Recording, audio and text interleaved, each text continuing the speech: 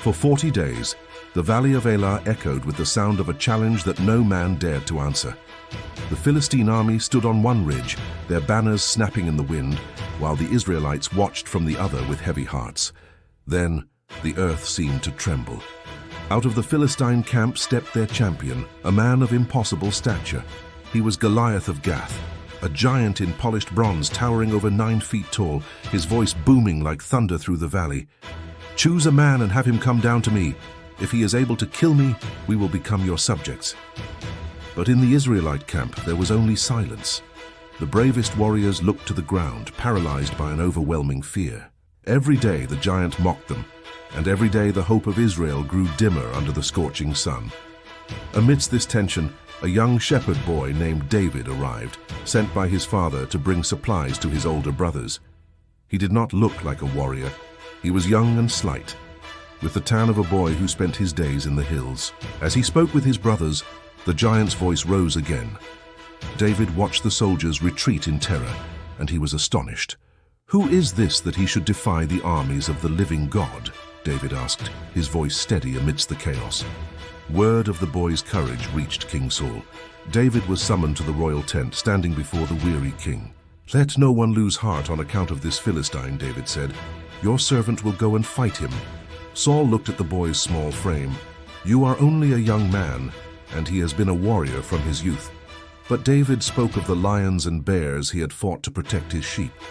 "The Lord who delivered me from them will deliver me now." Moved by his conviction, Saul ordered his own bronze armor to be placed upon David to protect him in the coming battle. But the armor was heavy and cumbersome. David could barely take a step, the metal clanking against the floor as he struggled to move. "I cannot go in these," David said, "for I am not used to them." He cast the armor aside, choosing to trust in something greater. He walked to a nearby stream that flowed through the valley, the cool water rushing over smooth grey stones. One by one, he selected 5 smooth stones. They felt solid and cold in his hand, the tools of a simple shepherd. With his staff in hand and his leather sling tucked into his belt, David stepped out onto the open field. He walked alone. Behind him, the Israelites watched in breathless silence. Ahead of him, the giant waited like a mountain of metal. Goliath looked down at the boy and began to laugh, a deep, mocking sound that echoed off the surrounding hills. "Am I a dog, that you come at me with sticks?" The giant roared, his face twisted in a mask of pure arrogance. "Come here, and I will give your flesh to the birds of the air and the beasts of the field." David did not flinch.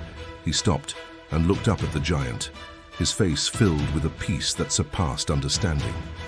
"You come against me with sword and spear," David shouted back, "but I come against you in the name of the Lord."